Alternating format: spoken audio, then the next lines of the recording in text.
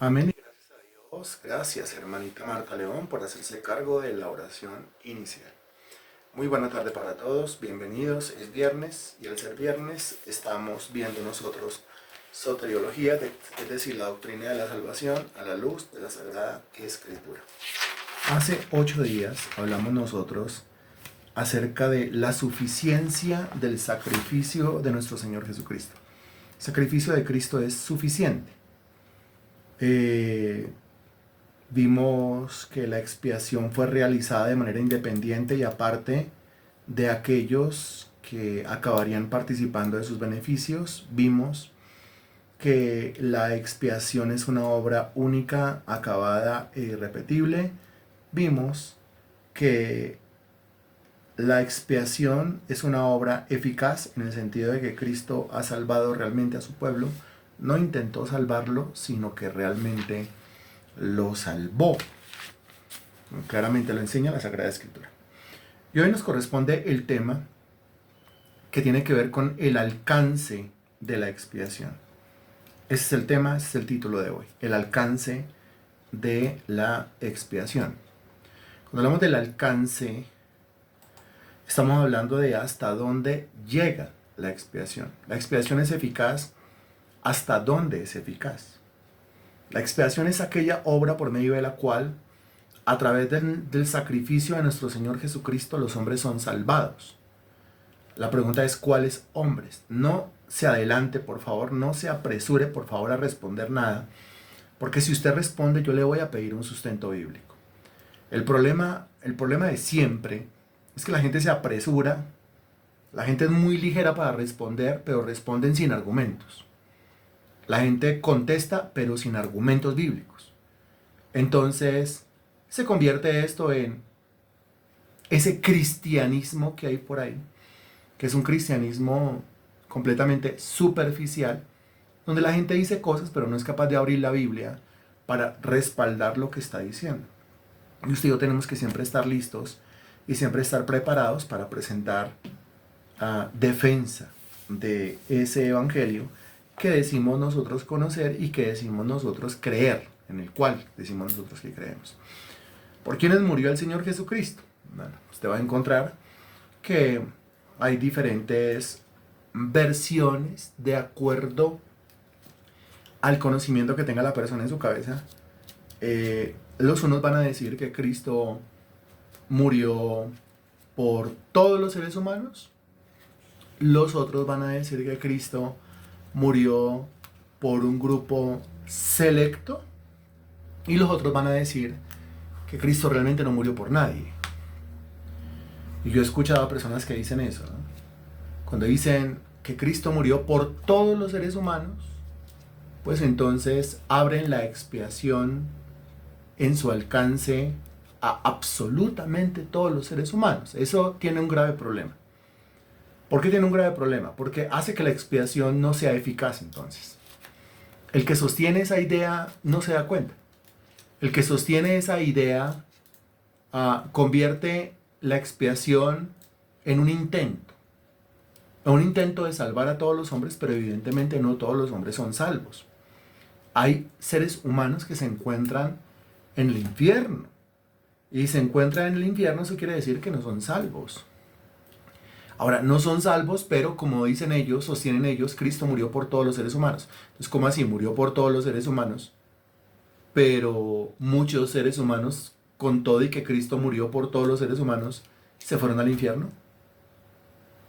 Analícelo y se va a dar cuenta, ¿no? Lastimosamente, esa es la clase de evangelio que creen la mayoría de los evangélicos. Hay que decirlo, con lástima lo digo. Esa es la clase de doctrina errada, torcida, equivocada que creen la mayor parte de los evangélicos, que Cristo vino, murió por todos los seres humanos, pero algunos de los seres humanos, o muchos de los seres humanos, se van a condenar. Pero ¿cómo así? Eso es una contradicción completa. Analícelo y se va a dar cuenta. Es una contradicción absoluta, porque si Cristo vino y murió por todos los seres humanos, ¿cómo es que algunos seres humanos van a ir a parar al infierno? ¿Cómo es que algunos seres humanos se van a condenar? Ah, no, es que la redención de Cristo o el sacrificio de Cristo, ¿sí? abarca la totalidad de todos los seres humanos en su alcance. O sea, es suficiente para todos los seres humanos, pero es eficaz solamente para la persona que se arrepiente y cree. Pues eso no aclara para nada el panorama, la verdad. Eso sigue convirtiendo la redención, la expiación, la obra de Cristo, otra vez digo, en un intento ineficaz de salvar a alguien, pero no le asegura la salvación a nadie.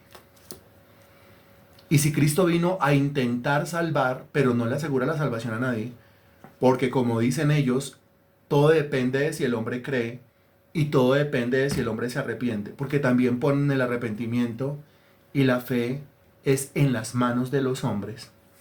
O sea, como si el arrepentimiento fuera algo que uno mismo pudiera producir y la fe fuera algo que uno mismo pudiera producir, pues entonces no hay seguridad de absolutamente nada. Esto, pues, es una doctrina equivocada, sumamente torcida y que está clavada en la médula de la iglesia cristiana. La mayoría de los cristianos creen eso. Usted les pregunta, ¿por quiénes murió Cristo? Y entonces ellos van a decir, por todo el mundo. ¿Por qué? Porque la Biblia dice que el Señor murió por todos. Ya vamos a revisar esos versículos, ¿no? La Biblia dice que el Señor murió por todos. Murió por todos, ok. O sea que ninguno va a ir a parar al infierno. No, muchos van a ir al infierno. Muchos están en el infierno y muchos están condenados y seguirán siendo condenados. Pero entonces, ¿cómo así que Cristo murió por todos los seres humanos, pero no todos serán salvos? Ahí ya no pueden responder. O se meten es con el tema en cuestión. El tema de que, no, es que eso depende de que el hombre se arrepienta y el hombre crea. O sea que usted cree que el hombre tiene en sí mismo la capacidad de arrepentirse y de creer. Por supuesto que sí. El hombre tiene en sí mismo la capacidad de arrepentirse y creer. O sea que usted no cree que el hombre está muerto. No, el hombre no está muerto. El hombre está enfermo y lo que tiene que hacer es, usando su libre albedrío, porque ellos también hablan de libre, dése cuenta que eso es un sinnúmero, o sea, eso es un atado de mentiras y torcidos y tergiversaciones y perversiones del evangelio. Porque si usted cree que Cristo murió por todo el mundo, pero no todo el mundo va a ser salvo, pues inmediatamente usted va a colocar la responsabilidad de esas salvaciones en las manos del hombre. Entonces el hombre se puede arrepentir por sí mismo y puede creer por sí mismo. ¿Pero de dónde? Utilizando su libre albedrío. Ellos hablan del libre albedrío y es la tecla y es la cuerda que más tocan de esa guitarra. La del libre albedrío, y siempre van a alegar que el tema del libre albedrío y que yo tengo libre albedrío y es con mi libre albedrío que yo voy a creer y es con mi libre albedrío que yo me voy a arrepentir. Ahí ya cuando hablan del libre albedrío pues ya están creyendo en otra cosa equivocada. Y entonces al hablar del libre albedrío, entonces ponen las salvaciones en el hombre. O sea, el evangelio de ellos es antropocéntrico, de antropos, del hombre, y no cristocéntrico. Ellos no creen que la salvación sea de Jehová, ellos creen que la salvación es del hombre. Entonces, al final de cuentas, la decisión de salvarse o de no salvarse está en las manos del hombre y no está en las manos de Dios. Entonces ellos no van a decir las salvaciones de Jehová, sino que van a decir las salvaciones del hombre.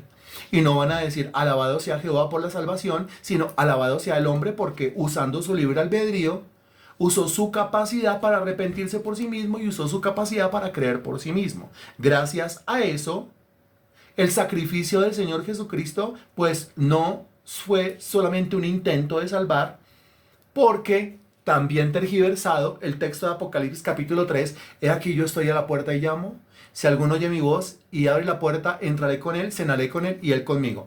Evangelizan de esta manera diciendo, mire, el Señor está tocando a la puerta de tu corazón.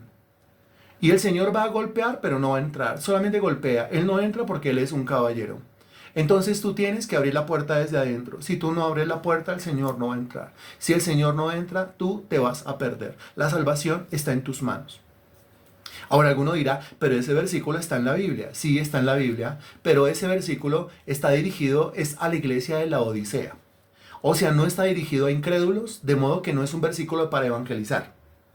Es un versículo para llamar al orden a la iglesia, a una iglesia dormida, a una iglesia tibia, a una iglesia nefasta, a una iglesia carnal, A esa iglesia se le dice, Cristo hace rato que no está dentro de la iglesia. Ustedes tienen cultos, ustedes tienen cantos, ustedes tienen coros, ustedes tienen servicio, ustedes tienen ministerio, pero Cristo no está dentro de la iglesia. Ustedes hablan de Cristo allá adentro, pero Cristo no está dentro. ¿Dónde está Cristo? Pues ustedes lo sacaron con su carnalidad, ustedes lo sacaron con su tibieza, ustedes lo sacaron con su mediocridad, ustedes lo sacaron con su falta de consagración. Cristo está en la puerta de la iglesia. Y está golpeando. ¿Golpeando a dónde? Golpeando a tu corazón. No, dice, Cristo está a la puerta y llama. A la puerta de la iglesia, no a la puerta del corazón. ¿Verdad que Cristo está afuera? Cristo está en el andén de la iglesia y está golpeando y diciendo, venga, pero ¿es mi iglesia o no es mi iglesia? De modo que es la iglesia la que ya con la obra del Espíritu Santo adentro pues puede hacer esos cambios y esas transformaciones. Pero no es el impío. No es un versículo que se pueda aplicar a un impío. No es un versículo que se pueda aplicar a un mundano, a un incrédulo. No es un versículo para evangelizar. Es un versículo para exhortar a la iglesia, para exhortar al cristiano. Yo no puedo ir a la casa de un incrédulo, el Señor está aquí a la puerta, porque entonces yo le voy a dar a entender al incrédulo que Él es más grande que Jesucristo, que Él es superior a Jesucristo, porque Jesucristo llega hasta golpear, pero Él no puede entrar. Y eso no concuerda con otros pasajes de la Sagrada Escritura que dicen, yo abro la puerta y ninguno la cierra. Yo cierro la puerta y ninguno la abre. Al fin, ¿qué? ¿Tiene el poder para abrir la puerta o se la pasa golpeando, mendigando en la puerta a ver si yo le abro y lo dejo entrar? O a ver si yo al menos me asomo por la ventana y le digo, Señor, ¿qué es lo que quieres? ¿Sí se da cuenta esa clase de evangelio torcido, mentiroso, pervertido que se predica por ahí y lastimosamente es el evangelio torcido y pervertido que la mayoría de los cristianos evangélicos creen? Ellos son los mismos que hablan de la sangre. Dice, yo me cubro con la sangre y te cubro a ti con la sangre y nos cubrimos todos con la sangre. O sea, ellos conjugan el verbo en todas las personas, ¿sí? Yo me cubro con la sangre, tú te cubres con la sangre, se cubre con la sangre, ella se cubre con la sangre. Nosotros nos cubrimos con la sangre, vosotros os cubrís con la sangre, ellos se cubren con la sangre. Y ellos usan la sangre en su boca para lo que se les ocurra. Ellos cubren la casa, ellos cubren el carro, ellos cubren la moto, ellos cubren la bicicleta, ellos cubren el negocio, ellos cubren el local, ellos cubren lo que sea con la sangre. Ellos cubren el niño, la niña, el perro, el gato con la sangre de Cristo. Hace parte todo esto del mismo evangelio. Porque como ese evangelio torcido, pervertido, mentiroso, evangelio del diablo, doctrinas de demonios, ponen la salvación y ponen el derecho y ponen el señorío y ponen la autoridad es en las manos del hombre, pues entonces el hombre manipula todo esto como el hombre quiera. Ahora usted dirá, bueno, pero ¿y qué hacemos con aquellos pasajes de la Sagrada Escritura? Como por ejemplo, 1 de Timoteo capítulo 2 versículo 6. Debe usted ser muy ágil, por favor, para buscar los versículos. No tenemos tiempo para esperar a nadie. 1 de Timoteo capítulo 2 versículo 6. Me avisa cuando ya, por favor.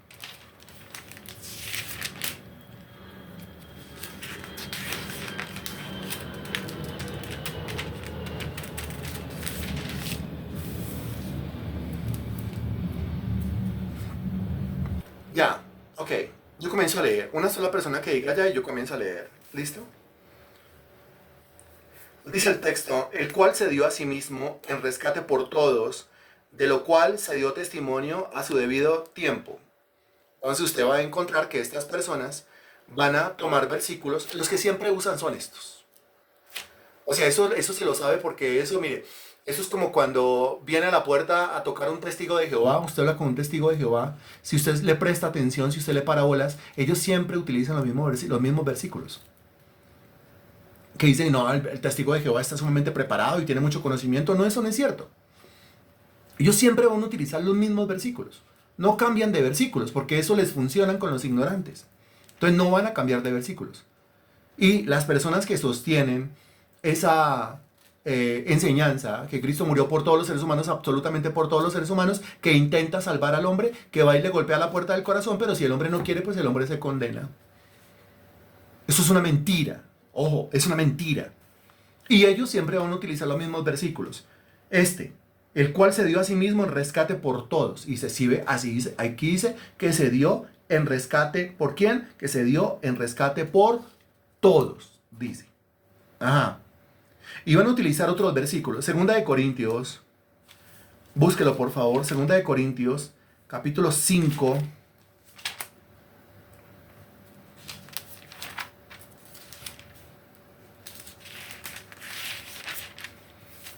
Versículo 14. Segunda de Corintios, capítulo 5, versículo 14. Me avisa. Gracias. Dice el texto, porque el amor de Cristo nos constriñe pensando esto, que si uno murió por todos, así ve que ahí dice que Cristo murió por todos, que si uno murió por todos, luego todos murieron. Y por todos murió. Así ve que vuelve y dice que por todos murió, para que los que viven ya no vivan para sí, sino para aquel que murió y resucitó por ellos. ¿Quiénes son ellos? Ellos son los todos del versículo 15 y los todos del versículo 14. Y usted tiene que estar preparado para responder. Porque mire, primera de Timoteo 2:6 dice que Cristo murió por todos. Segunda de Corintios 5:14 dice que Cristo murió por todos. Segunda de Corintios 5:15 dice que Cristo murió por todos. Si usted examina Isaías capítulo 53, versículo 6, repito la cita bíblica, Isaías capítulo 53, versículo 6.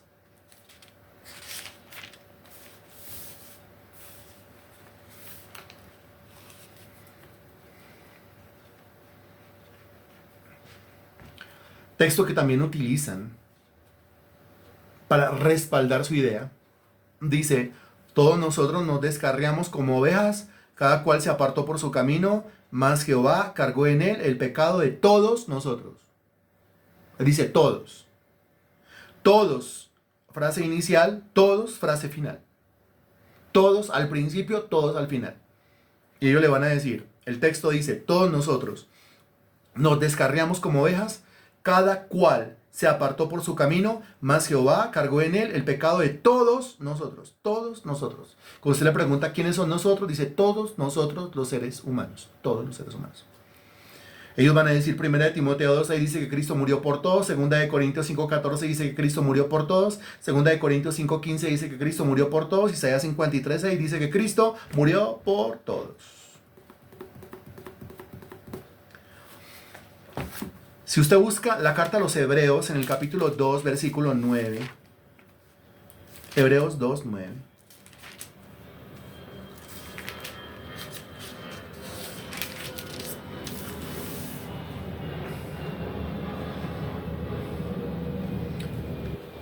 Me avisa cuando ya, por favor. Gracias, listo.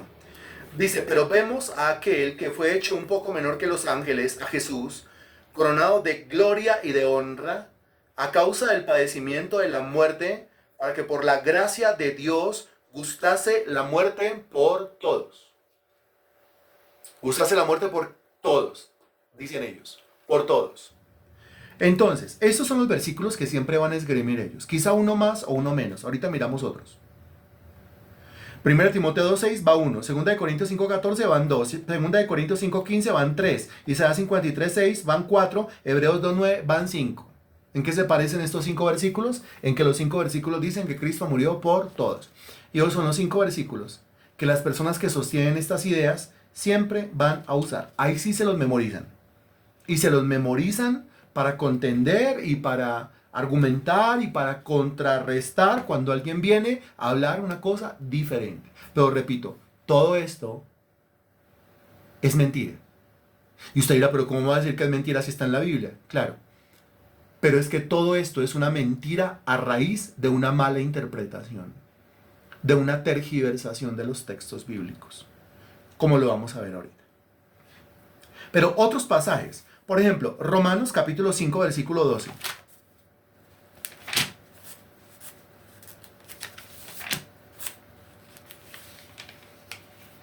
Romanos capítulo 5, versículo 12.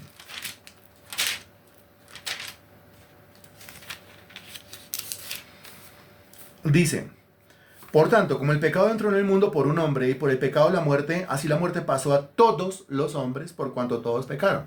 Entonces aquí dice, así como la muerte pasó a todos los hombres, Romanos 5:12, pues entonces Cristo vino a morir por todos los hombres, 1 Timoteo 2:6 y etcétera, los versículos que ya vimos.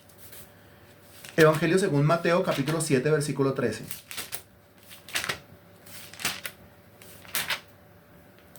Evangelio según Mateo, capítulo 7, versículo 13.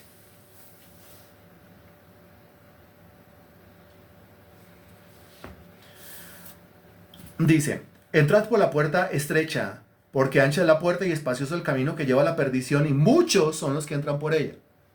Entonces, cuando le pregunto a usted cuáles son los muchos, pues entonces ellos van a decir que los muchos son la totalidad de la raza humana. Y que solamente algunos, versículo 14, porque estrecha es la puerta y angosto el camino que lleva a la vida, y pocos son los que las hallan. Cuando usted le pregunta por esos muchos y por esos pocos, ellos van a decir, los pocos son aquellos que usaron su propio libre albedrío para arrepentirse por ellos mismos y para creer en el Evangelio por ellos mismos, de modo que lo que Cristo aporta es su vida en la cruz del Calvario, y lo que yo aporto para mi salvación es que yo me puedo arrepentir y que yo pueda creer en el Evangelio haciendo uso de mi libre albedrío. Entonces, si yo estoy entrando por la puerta estrecha y yo estoy andando por el camino angosto, es gracias a mí, dirán ellos. Y ellos se van a jactar y van a decir que son buenos. Es más, es que si usted sale, no sé si a la calle, no sé si sea tan necesario, o al menos ahí a la puerta y a la persona que vaya pasando, usted le pregunta, bueno, si hoy fuese el momento de su muerte, bueno, y usted se encontrara delante de Dios, y Dios le preguntara, ¿yo por qué tengo que dejarlo entrar a mi cielo? ¿Usted qué le respondería? Y la gente respondería, porque yo no he sido tan malo, porque yo he sido bueno, porque yo hago obras de caridad, porque yo no he dicho mentiras, porque hay gente más mala, porque yo sí he sido malo, pero Hitler es más malo, porque yo he sido malo, pero Uribe es más malo, pero yo he sido malo, pero Petro es más malo. Entonces siempre comparándonos con los demás como para lavarnos un poquito las manos y decir que nosotros somos un poquito mejores, un poquito más buenos. Y que esa es la razón por la cual Dios me tiene que dejar entrar a su cielo. Dese cuenta que el hombre siempre va a alegar meritocracia. El hombre siempre va a alegar que él puede de alguna manera ganarse o asegurarse el derecho de entrar al cielo. O sea, ganarse o asegurarse el derecho a la salvación. Pero eso no es bíblico. Eso es pura doctrina de demonios. Concluimos pues que el hombre es justificado por la fe sin las obras de la ley. Isaías lo deja claro cuando dice que todas nuestras justicias, lo que nosotros consideramos justicias, no son sino trapos de inmundicia. A los ojos de Dios son trapos de inmundicia. A mis ojos son obras buenas. A mis ojos son obras de caridad. A mis ojos, pues son cosas que hace una persona buena, no tan mala, una persona con muchos valores, una persona con mucha moral, una persona con mucha buena crianza, una persona bla, bla, bla, bla, bla. Y a los ojos de Dios no son sino trapos de inmundicia.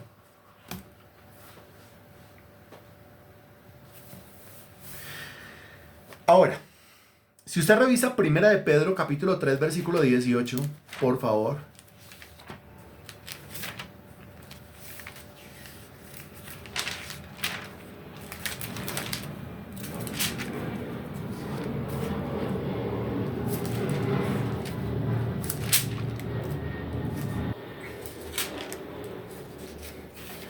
Primera de Pedro, capítulo 3, versículo 18. Dice, porque también Cristo padeció una sola vez por los pecados, el justo por los injustos, para llevarnos a Dios, siendo la verdad muerto en la carne, pero vivificado en el Espíritu. Estamos en Primera de Pedro, capítulo 3, versículo 18, ¿no es cierto? Que habla de qué? Pues que habla evidentemente de la salvación. El justo por los injustos, ¿para qué? Para llevarnos a Dios. Versículos que aparentemente digo yo, aparentemente hablan de la salvación para todo el mundo. Que Cristo murió por todos, que Cristo llevó el pecado de todos, que Cristo causó la redención de todos. Pero si usted examina en el mismo Primera de Pedro, en el capítulo 1, versículos 1 y 2, búsquelo por favor.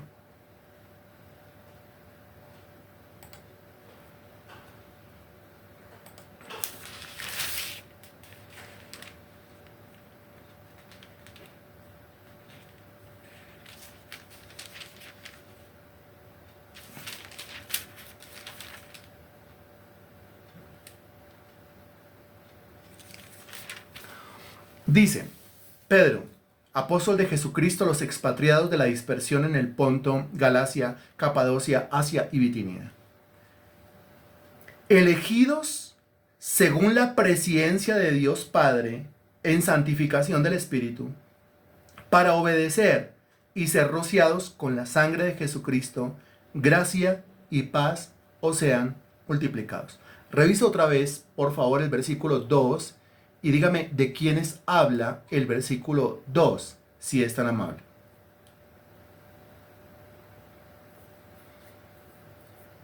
¿De quiénes habla el versículo 2, si es tan amable?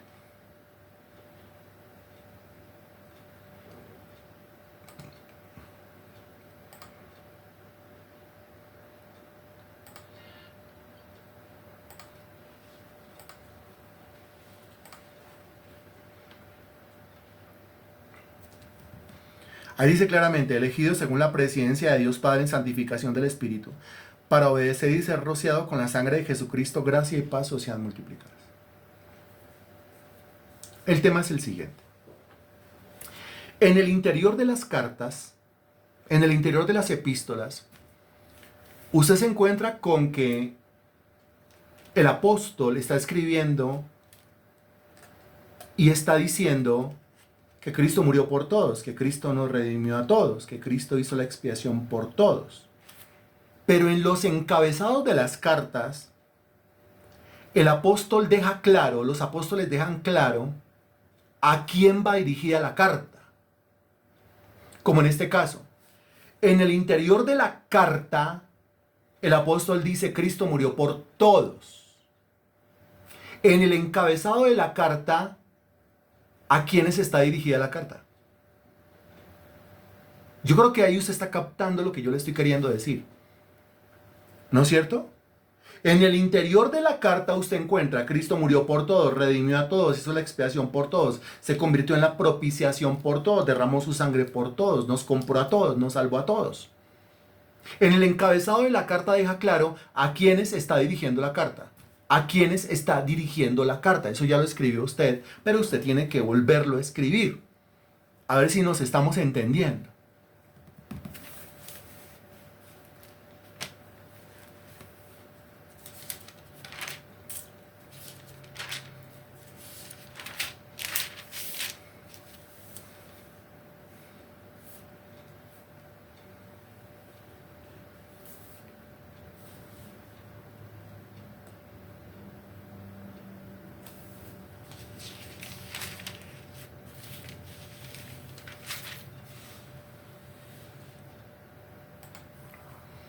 Que Cristo padeció el justo por los injustos. ¿Quiénes son injustos? Pues injustos todos los seres humanos, por lo tanto, Cristo murió por todos. ¿Todos quiénes? Primera de Pedro capítulo 1, versículo 2. Elegidos según la presencia de Dios Padre en santificación del Espíritu. Al inicio el apóstol es más específico porque se dirige a los escogidos por la soberanía de Dios. ¿A quién? Versículo 2. Esto no podemos avanzar si usted no lo ha captado. No podemos avanzar si usted no lo ha entendido. Yo entenderé que usted lo ha entendido cuando usted me lo explique con un párrafo. Lo que yo acabo de decir. Si no me lo ha entendido, cortamos la clase, chao, oremos y nos vemos dentro de 8 días. Porque mientras que esto no quede claro, no hay por qué avanzar. No hay razón de avanzar. Así que espero su respuesta. Gracias.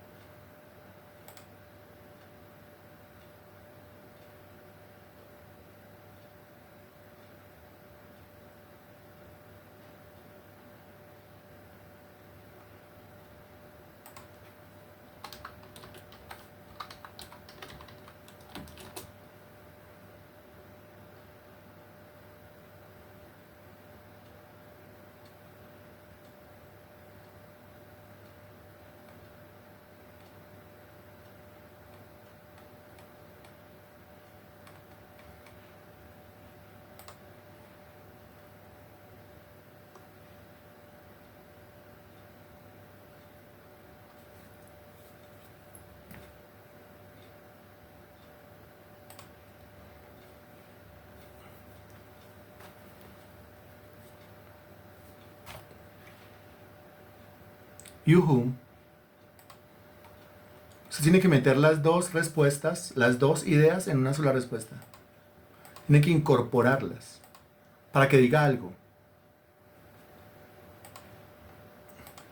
Por favor, gracias. Esperamos.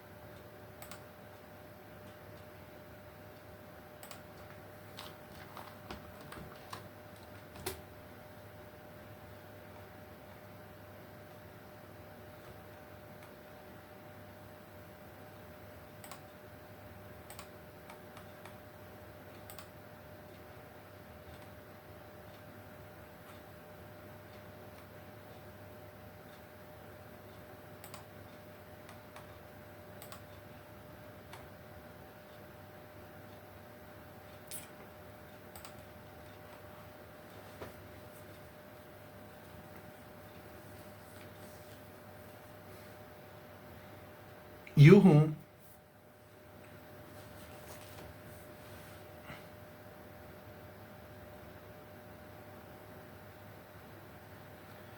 A ver, estamos nosotros en un texto, ¿sí? El texto es 1 de Pedro capítulo 1 versículo 2. Es el 2, no el 1. Es el 2, no el 1. O sea, aquí no estamos hablando nosotros de los expatriados y no estamos hablando de lo de la dispersión. Eso no tiene que ver y no nos interesa por el momento. ¿A quién le está hablando según el versículo 2? Pero es que la pregunta en realidad no es ¿a quién le está hablando el versículo 2? No, esa no es la pregunta. Hágame el favor y levanta la mano si usted está ahí poniendo atención, colocando atención, con la Biblia abierta, con el cuaderno abierto. Si está revolviendo la olla, no levante la mano. Si está atendiendo otras cosas, no levante la mano. Porque eso es solamente para gente que está ahí lista, dispuesta, presta y concentrada en atender lo que estamos haciendo nosotros. Algunas personas que por más que se pregunten no contestan. Y de verdad, cuando yo le digo que a mí me gustaría la persona que no contesta en una clase, sacarla de la clase, yo le estoy diciendo que cada vez me lleno de más ganas de eso. Porque algunos se conectan y sencillamente, ellos creen que son bendecidos solamente por poner ahí a rodar una clase y que alguien hable y que alguien enseñe sin ellos estar prestando atención. Lo que nosotros estamos preguntando ni siquiera es a quiénes va dirigida la carta, porque eso ya lo habíamos respondido. Lo que nosotros estamos buscando es la relación entre lo que está dentro de la carta y lo que está al inicio de la carta. No. Y vuelvo y digo, no. Y algunos insisten en contestar cosas que no son, que no es lo que estamos preguntando. Y algunos hasta insisten en como copiar todo el versículo a ver si le acierta en algo que no es lo que estamos preguntando.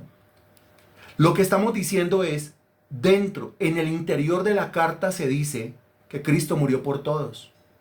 Al comienzo de la carta se dice a quiénes va dirigida la carta. Haga la conexión, haga la relación. ¿Cómo así en el interior de la carta dice que Cristo murió por todos? Pero en el encabezado de la carta dice que la carta está dirigida a los elegidos, a los escogidos o a los predestinados. ¿Cómo relaciona usted eso? Es decir, en la carta entonces, ¿quiénes son los todos mencionados ahí en el cuerpo de la estructura de la epístola? Eso es lo que se está preguntando y usted tiene que hacer la relación. Seguimos esperando. Gracias.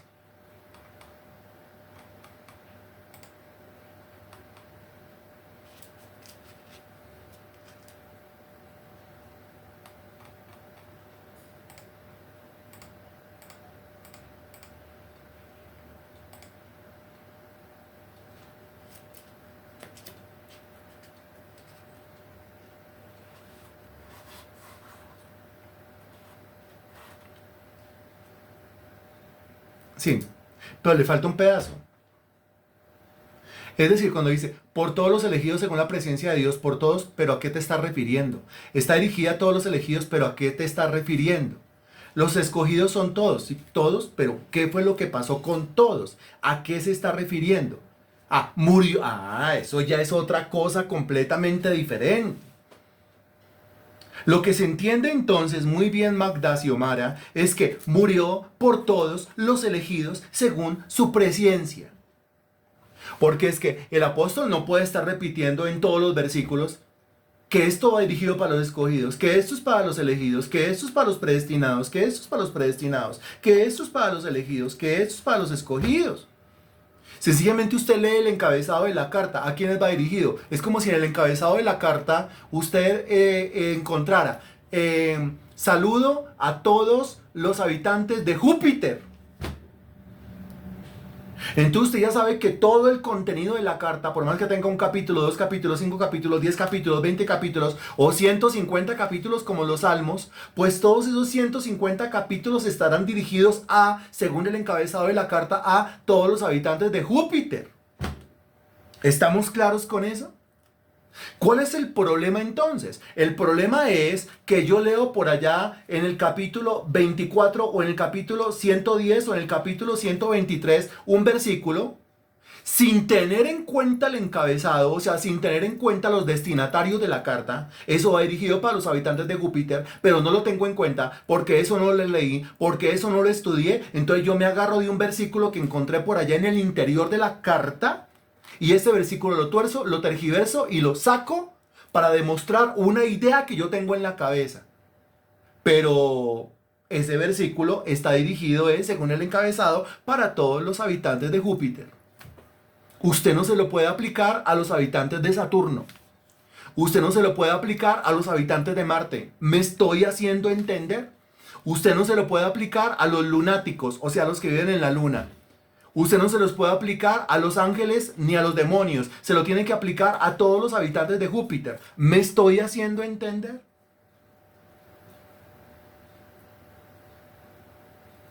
Usted me dirá.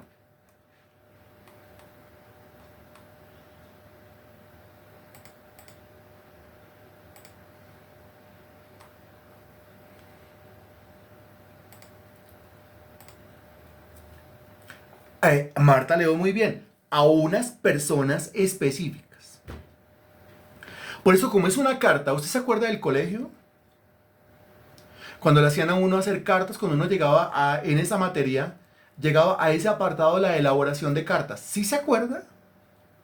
Que a uno le enseñaban a hacer una carta. Carta o epístola es lo mismo. Y le decían que toda carta comenzaba así. Arriba se pone un encabezado, ¿se acuerda? Y se pone desde dónde escribe y cuál es la fecha. Y a quién va dirigida la carta y quién está escribiendo la carta. Y a continuación se pone el motivo de la carta, o sea, el tema de la carta. A continuación el cuerpo de la carta. Si hay alguna cosa que no se dijo, entonces una postdata, una conclusión, una firma, etc. Eso es una carta. ¿Sí le tocó o no le tocó en el colegio? ¿Qué dice usted? Sí le tocó, a mí me tocó, nos tocó. Muy bien, y mire cómo eso que uno aprendió allá, que de pronto me decía, ay, qué cosa tan harta, pero al pasar los años en una clase de teología, una clase de doctrina, todo ese conocimiento es sumamente válido. ¿Por qué? Porque como eso es una carta, estamos nosotros en la primera carta del apóstol Pedro. Entonces lo primero que hay que hacer al leer una carta es leer lo primero. Es decir, a usted le mandaron una carta, o ahora las cartas ya no, ¿no es cierto? Pero un correo electrónico entonces. Si a usted le mandaron un correo electrónico, ¿usted por dónde comienza leyendo? O un WhatsApp. Si a usted le mandaron un WhatsApp, ¿usted por dónde inicia, por dónde arranca leyendo? Por el encabezado, excelente Natalia. O sea, pues uno siempre inicia leyendo es por el inicio. Uno siempre arranca es por el principio. ¿Por dónde vamos a comenzar? Por el principio. ¿Cuál es el problema? El problema es que la gente lee las cartas poniendo el dedo al pinochazo. Entonces, primera de Pedro, segunda de Pedro, y cierran los ojos y va moviendo y ¡tim! Ahí cayó. Donde, uy, mire lo que el Señor me está diciendo. Ahí el Señor no le está diciendo absolutamente nada. Esto hay que leerlo decentemente y hay que leerlo en orden. Eso del pinochazo, eso es pura o bobada o fanatismo o pura adivinación que ya raya, es como con la brujería. Y hay cristianos, casi cristianos, que leen la Biblia de esa manera. Al pinochazo, poniendo el dedo ahí a ver dónde es que cae el dedo y a ver qué es lo que Dios le está diciendo. ¿Usted cree que es así? No, así no es. Uno tiene que comenzar por el principio. Y el principio dice Pedro, apóstol de Jesucristo. Entonces uno ya sabe que quién la escribió, que la escribió Pedro. Que a quién va dirigida. Pues va dirigida, ahora sí, a los expatriados de la dispersión que están en el Ponto, una ciudad en Galacia, otra ciudad en Capadocia, otra ciudad en Asia, otra ciudad o una región más bien, y en Bitinia, otra ciudad, otra región. Pero a todos los que están allá en el Ponto, Galacia, Capadocia, Asia y Bitinia, no. A los elegidos según la presencia de Dios, o sea, a los escogidos por Dios para salvación, que están viviendo en el Ponto, en Galacia, en Capadocia, en Asia y en Bitinia. O sea que esa carta no está dirigida a todo el mundo. Esa carta está dirigida a los escogidos por Dios para salvación, versículo 2. Y lo que dice a partir del versículo 3, por todo el capítulo 2, capítulo 3 y capítulo 4 y capítulo 5 va dirigido a ellos. Y no solamente eso, sino que si usted se mete con Segunda de Pedro, pues lo que dice el primer capítulo de Segunda de Pedro, el segundo capítulo de Segunda de Pedro, el tercer capítulo de Segunda de Pedro también está dirigido a los mismos. Como Primera de Pedro tiene 5 capítulos y Segunda de Pedro tiene 3 capítulos, eso quiere decir que 8 capítulos, perdónenme, 8 capítulos están dirigidos a los mismos. 8 capítulos con sus versículos, con sus palabras, están dirigidos a los mismos. ¿Quiénes son los mismos? Primera de Pedro, capítulo 1, versículo 2. A los escogidos por Dios para salvación. De modo que, a ver, versículos así. ¿A quién le está diciendo en Primera de Pedro, capítulo? Usted me va respondiendo. Yo voy leyendo ya y usted me va respondiendo. ¿A quién le está diciendo... Primera de Pedro capítulo 1 versículo 13. Por tanto, ceñid los lomos de vuestro entendimiento, sed sobrios y esperad por completo en la gracia que se os traerá cuando Jesucristo sea manifestado. ¿A quién se le está diciendo eso? ¿A quién se le está diciendo desechando pues toda malicia, todo engaño, hipocresía, envidias y todas distracciones? Primera de Pedro capítulo 2 versículo 1. ¿A quién se le está diciendo? ¿A quién se le está diciendo? Primera de Pedro capítulo 2 versículo 4, acercándonos a él piedra viva desechada ciertamente por los hombres, mas para Dios escogida y preciosa. ¿A quién se le está diciendo eso? No, pero no deje solamente a Natalia. ¿Solamente a Natalia contestando? ¿Por qué? Bueno, gracias. ¿A quién se le está diciendo? Primera de Pedro capítulo 2 versículo 9. Mas vosotros sois linaje escogido, real sacerdocio, nación santa, pueblo adquirido por Dios para que anuncie las virtudes de aquel que os llamó de las tinieblas a su luz admirable. ¿A quién se le está diciendo eso? Muy bien. ¿A quién se le está diciendo? Primera de Pedro capítulo 3 versículo 9. No devolviendo mal por mal, ni maldición por maldición, sino por el contrario, bendiciendo, sabiendo que fuiste llamados para que heredasteis bendición. ¿A quién se le está diciendo? ¿A quién se le está diciendo hospedaos los unos a los otros sin murmuraciones? ¿A quién se le está diciendo cada uno según el don que ha recibido, ministrelo a los otros como buenos administradores de la multiforme gracia de Dios? ¿A quién se le está diciendo? Siga contestando. Ahora, ¿a quién se le está diciendo? Cristo murió por todos. ¿Todos quiénes? ¿A quién se le está diciendo? Cristo nos redimió a todos. ¿Todos quiénes? ¿A quién se le está diciendo? Cristo es la expiación por todos. ¿Todos quiénes? ¿A quién se le está diciendo? Cristo derramó su sangre por todos. ¿Todos quiénes? Bueno.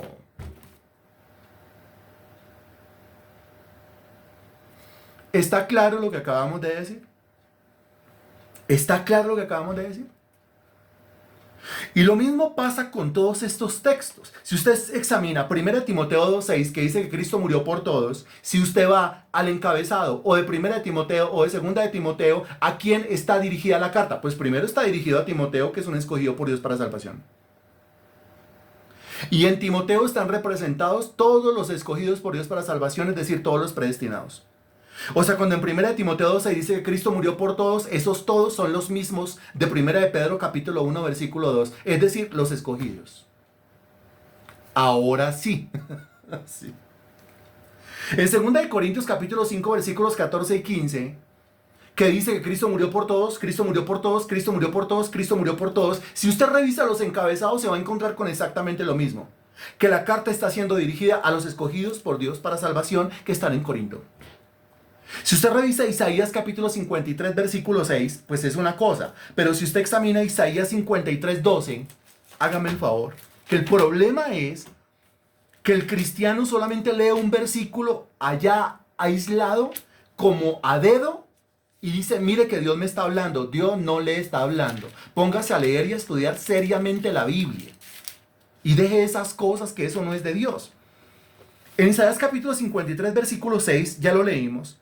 Todos nosotros nos descarriamos como ovejas, cada cual se apartó por su camino, mas Jehová cargó en él el pecado de todos nosotros. Ahí dice, 2 veces aparece la palabra todos, quiere decir que Cristo murió por todos. ¿Todos quiénes? Todos los seres humanos. ¿Ah, sí? Sí, claro. Ah, sí. Miren lo que dice el versículo 12. El versículo 12 dice, por tanto, yo le daré parte con los grandes y con los fuertes repartirá despojos, por cuanto derramó su vida hasta la muerte y fue contado con los pecadores, habiendo él llevado el pecado de muchos. ¿Al fin qué? ¿El pecado de todos? Versículo 6, o el pecado de muchos, versículo 12.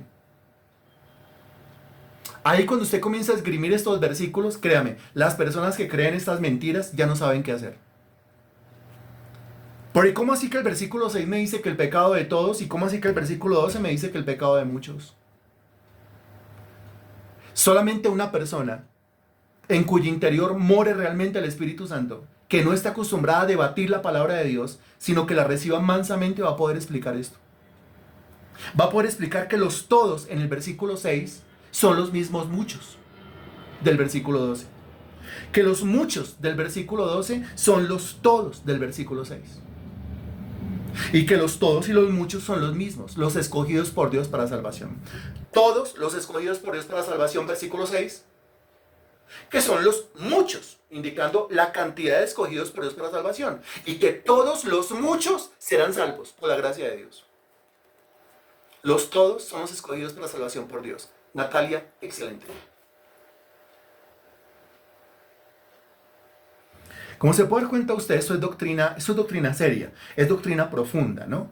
Entonces hay que llamar al orden para que la gente lo pueda entender. O si no, el cristiano va a seguir cubriendo con la sangre de Cristo, creyendo en el libre albedrío, creyendo que él se puede arrepentir solo, creyendo que puede creer solo, creyendo que la salvación está en sus manos, creyendo que aporta algo para la salvación y creyendo que realmente Cristo murió por todos y que está golpeando la puerta del corazón, pero nadie le quiere abrir. Mentiras, eso es mentira. Esos son tergiversaciones de los textos bíblicos. Otra vez, lo que yo estaba diciendo al comienzo. Que el texto que dice, aquí yo estoy a la puerta y llamo, está dirigido, el encabezado, escribe al ángel de la iglesia en la Odisea. Eso está dirigido a una iglesia. La iglesia está conformada por creyentes. Los creyentes de la Odisea son carnales. Entonces, ¿por qué aplicamos el versículo de yo estoy a la puerta y llamo a mundanos? Por pura ignorancia, dése cuenta. No debería ser así, pero así somos. Ahora usted examina otros textos. Mateo capítulo 20, versículo 28, por ejemplo. Es tan amable y lo busca, gracias.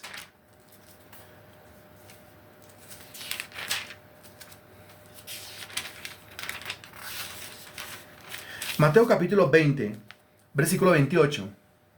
Me avisa. Dice, como el Hijo del Hombre no vino para ser servido, sino para servir y para dar su vida en rescate por muchos. Por muchos. Lo mismo de Isaías capítulo 53, versículo 12. Marcos capítulo 10, versículo 45.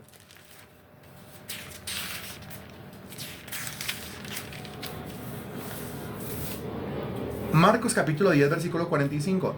Porque el Hijo del Hombre no vino para ser servido, sino para servir y para dar su vida en rescate por muchos. El texto de Mateo capítulo 26, versículo 28.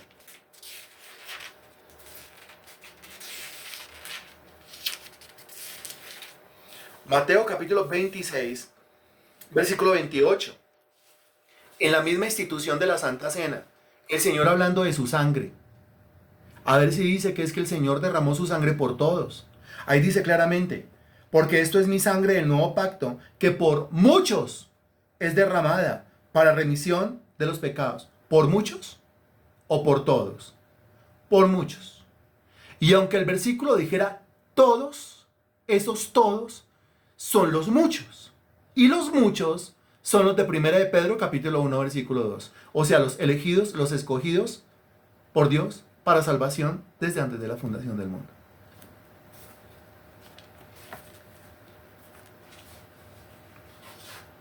El texto del Evangelio según San Juan capítulo 10.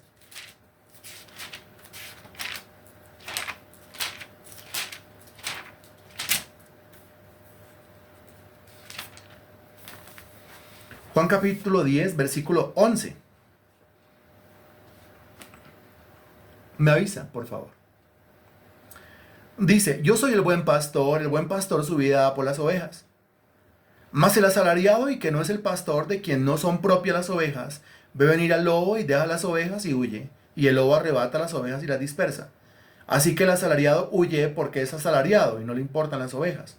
Yo soy el buen pastor y conozco mis ovejas, y las mías me conocen. Así como el Padre me conoce y yo conozco al Padre y pongo mi vida por las ovejas. Note de qué se apropia el Señor Jesucristo. Versículo 15 es su vida. Dice, pongo mi vida, pero pongo mi vida, dese cuenta, versículo 14, yo pongo mi vida por... ¿Quiénes? Pongo mi vida, versículo 15, y pongo mi vida por... ¿Quiénes? Versículo 14. Bien centradito, lo que dice ahí, por favor. No, lo que dice ahí, por favor. Solamente saque la frasecita. O sea, así tal cual lo hizo, bueno, Natalia, que lo aplicó, Liliana, que lo aplicó, María Sánchez, que lo aplicó. No, Henry, que lo aplicó muy bien. Porque es que el versículo 14 dice, mis ovejas. Ahí no dice las. Cuando yo digo las, entonces todos los seres humanos, absolutamente todos los seres humanos, sin excepción alguna todos los seres humanos. No, que no, que no. Ahí no dice que el Señor pone su vida por las ovejas. Ahí dice que el Señor pone su vida por sus ovejas. Y dice que sus ovejas son aquellos seres humanos que el Padre le dio desde antes de la fundación del mundo. Son suyos. El Señor pone su vida por lo suyo. Los suyos son sus escogidos, los suyos son sus elegidos, los suyos son sus predestinados. En el mismo Evangelio según San Juan, capítulo 10, mismo capítulo, versículo 26. Pero vosotros no creéis, note lo que dice, no creéis, porque no sois de mis ovejas. De mis ovejas. Versículo 27. Mis ovejas oyen mi voz. Mis. ¿Se da cuenta de la repetición? Que es a propósito, el Señor diciendo, mis ovejas, mis ovejas, mis ovejas, mis ovejas. Ustedes no oyen mi voz porque no son de mis ovejas. Mis ovejas oyen mi voz. Yo pongo mi vida por mis ovejas. Ahí no dice por las ovejas. Esa palabrita, la alteración de esa palabrita, la alteración de ese mis, lo cambia todo. ¿No le parece? Si quitamos el mis y ponemos las, lo cambia todo. ¿No le parece? Si usted lee el versículo 14 diciendo, yo soy el buen pastor y conozco las ovejas. Y no lea mías, sino las ovejas me conocen. Así como el Padre me conoce y yo conozco al Padre y pongo mi vida por las, déjelo así como está, las ovejas. Versículo 26. Vosotros no creéis porque no sois de las ovejas. Versículo 27. Las ovejas oyen mi voz y yo las conozco y me siguen. Las habla en términos general, como si estuviera hablando de todos los seres humanos. Mis habla en términos específicos, hablando solamente de un grupo. ¿Estamos de acuerdo? Evangelio según San Juan capítulo 15, versículo 13. Y el Evangelio según San Juan capítulo 15, versículo 13 dice: nadie tiene mayor amor que este, que uno ponga su vida por sus amigos. No dice por los amigos, por sus amigos. Propiedad.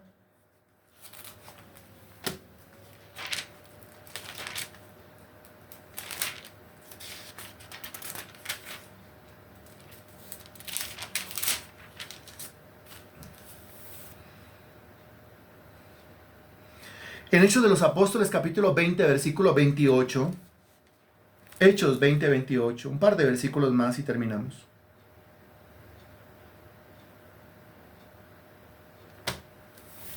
Hechos 20, 28. Dice: por tanto, mirad por vosotros y por todo el rebaño en que el Espíritu Santo os ha puesto por obispos, para apacentar la iglesia del Señor, la cual Él ganó por su propia sangre. Está hablando de un rebaño que Él ganó, o un rebaño que Él compró, o un rebaño por el cual Él pagó un precio altísimo, su propia vida. Si Él pagó por ese rebaño, si Él compró ese rebaño, ¿de quién es ese rebaño? Ese rebaño es de Él. De modo, mire, es que es lo siguiente. Es lo siguiente. Cuando hablamos de las epístolas, cuando hablamos de las cartas, es decir, cuando hablamos de Romanos, 1 y 2 de Corintios, Gálatas, Efesios, Filipenses, Colosenses, 1 y 2 de Tesalonicenses, 1 y 2 de Timoteo, Tito, Filemón, Hebreo, Santiago, 1 y 2 de Pedro, 1 y 2 y 3 de Juan, Judas, las cartas fueron cartas escritas a las iglesias. ¿Cómo son cartas escritas a las iglesias? Y las iglesias están conformadas por los redimidos. Y los redimidos son aquellos escogidos por Dios para salvación. Y a los escogidos por Dios para salvación, Dios le da la capacidad de que se arrepientan y que crean en el Evangelio. Eso quiere decir que el contenido de las epístolas es para creyentes. ¿Me estoy haciendo entender? El contenido de las epístolas es para creyentes. Uno tiene que revisar muy bien, vuelvo y recalco, para quién va dirigida la carta. ¿A quién le está hablando ahí? ¿Realmente me está hablando a mí? ¿Realmente le está hablando al incrédulo? ¿A quién le está hablando ahí el Señor? Que a través de la Biblia Dios le habla al incrédulo. A través de la Biblia Dios le habla al creyente. Un creyente dijo, Salmo 119, 105, lámpara es a mis pies tu palabra y lumbrera mi camino. Esto ya lo hemos predicado varias veces. Que la lámpara o la luz del cristiano es la Biblia. Mientras que la lámpara o la luz de este mundo es ¿quién?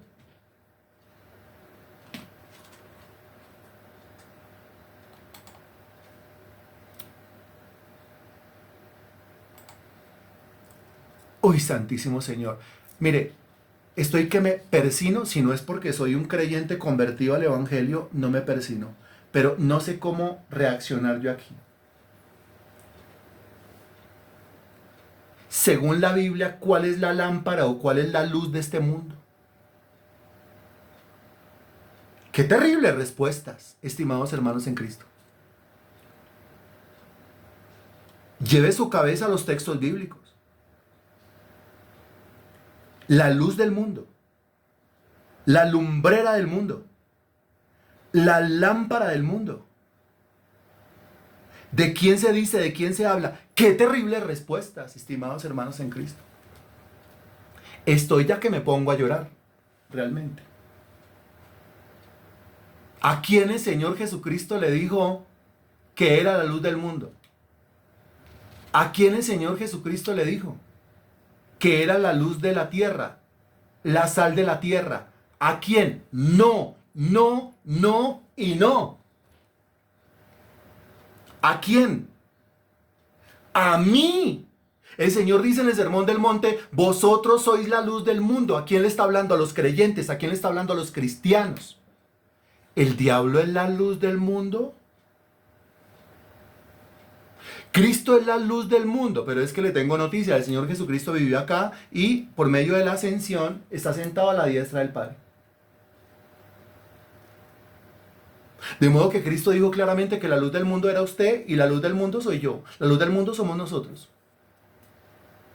La Biblia no es la luz del mundo. La Biblia es la luz del cristiano. Porque es al cristiano el que le importa la Biblia, es al cristiano el que le interesa la Biblia, es el cristiano el que ama la Biblia. Es el cristiano el que se apasiona por la Biblia, es el cristiano el que la lee, es el cristiano el que la escudriña, es el cristiano el que la estudia. Por eso la Biblia es la luz del cristiano. No puede ser la Biblia la luz del mundo. ¿Por qué? Porque al mundano no le importa la Biblia. El mundano la bota, el mundano la quema. Al mundano no le importa, el mundano la regala, se quiere deshacer de ella, no la lee, no la escudriña. Yo tengo que leer la Biblia. Y para alumbrar este mundo, pues es necesario que este mundo me lea a mí. Estamos hablando de comportamiento, estamos hablando de acciones, estamos hablando de testimonio. La Biblia es mi luz y yo soy la luz de este mundo. ¿Estamos claros con eso? Ningún principado, ninguna potestad, ningún gobernador, ni el diablo, ni nada. El diablo es tinieblas. El diablo es tinieblas, el diablo es oscuridad. ¿Estamos claros con eso? Ya se ha predicado varias veces, ¿cierto? ¿Estamos claros con eso? Ok, muy bien. Entonces resulta que, ¿quién es la luz del mundo? Como si nada hubiera pasado. ¿Quién es la luz del mundo? Para terminar esta clase en sana paz y quedar usted y yo de amigos y no de enemigos. ¿Quién es la luz del mundo? Ah, me encanta como le escribe Liliana. Yo soy la luz del mundo. Este mundo es alumbrado por medio de lo que yo hago, de lo que yo digo, de lo que yo muestro, de lo que yo manifiesto, de lo que yo reflejo. Por eso mi vida tiene que estar llena de luz. Ahora yo le pregunto a usted, ¿cuál es su luz? ¿Cuál es su luz? Usted es la luz del mundo, muy bien. Pero ¿usted de dónde saca la luz? ¿Cuál es su luz? Responda bien, porque le di el texto bíblico. Su luz es, su luz, hay algunos que siguen insistiendo, no, Dios mío. Salmo 119, 105, le di el texto bíblico. Su luz es la palabra de Dios. Excelente. Lámpara es a mis pies tu palabra y lumbrera mi camino. A mí que soy creyente. Y yo con esa misma luz alumbro a un mundo que está en oscuridad y está en tinieblas. Pero usted escucha, escúcheme esto. Usted escucha a los cristianos decir, pero esos mundanos ni siquiera leen la Biblia. Yo les digo que lean la Biblia. Ay, qué barrabasada. Usted le está diciendo a un mundano que lea la Biblia. Usted regaña al mundano porque no lee la Biblia. Y quiere luz pero no lee la Biblia. No, es que la Biblia, ese libro, no es la luz de ellos. Es la luz de nosotros. Para que ese individuo reciba la luz, a usted le toca acercarse al individuo, a usted le toca hablarle al individuo, predicarle al individuo, reflejar a Cristo en el individuo. ¿Estamos de acuerdo? Pedirle a un mundano que lea la Biblia es como pedirle a un impío que se arrepienta o que crea en Cristo. Como pedirle a un impío que sea bueno. Lastimosamente así evangeliza más de un cristiano. Porque lo que tiene en la cabeza está equivocado. Bendito Dios, te doy gracias. Gracias por tu palabra predicada hoy, Señor Dios. Gracias por esta exposición. Gracias por tu doctrina. Gracias por el amor, por el fervor, por las ganas, por el celo, Señor Dios, que hay en nosotros, mi Dios, para rescatar esta verdad. Verdad que cada vez es más atacada, Señor Dios, por las tinieblas, por la oscuridad, por el mismo diablo. Bendito Dios, lleva mi cabeza a la Biblia, lleva mi cabeza a la Sagrada Escritura. Ayúdame a entenderla como la tengo que entender. Y ayúdame a mostrarla como la tengo que mostrar, Señor. La exhortación de lea la Biblia no es para el mundano, a él no le importa. La exhortación de lea, escudriña, entienda la Biblia es para el cristiano, para mí. Cuando se me urge, cuando se me insta, cuando se me exhorta a entender bien la Biblia es porque yo soy la luz y tengo que recibir la luz. Si yo me quedo sin el conocimiento, si me quedo sin el entendimiento, entonces es como el pasaje ese que dice que la luz que algunos creen que tienen no son sino tinieblas. Y es el grave problema, mi Dios, de los altares. Y es el grave problema de las predicaciones. Mi Dios, que es todo por encima. Que no se puede hablar duro, no se puede hablar fuerte porque la gente se ofende, Señor. Cuando realmente nosotros estamos aquí expuestos para la edificación del cuerpo tuyo. Para que la gente aprenda, para que la gente entienda, para que la gente salga de las tinieblas, para que esa mente embotada se suelte, se libere. Y para que podamos realmente causar en nosotros una renovación mental. Causar en nosotros una transformación de la vida. Mostrarle a este mundo la luz. Un mundo que no quiere leer la Biblia. Mostrarle a este mundo la luz. Un mundo que no quiere ir a la iglesia. Mostrarle a este mundo la luz. Un mundo que no quiere conectarse a un discipulado. A nosotros nos corresponde pagar el precio. Acercarnos a ti, recibir la luz de tu palabra y con esa misma luz salir a alumbrar este mundo caótico y lleno de tinieblas. Que tu palabra corra y sea glorificada, te lo pido. Que esta clase vaya hasta lo último de la tierra. Te lo ruego en el nombre del Señor Jesús. Amén y gracias a Dios.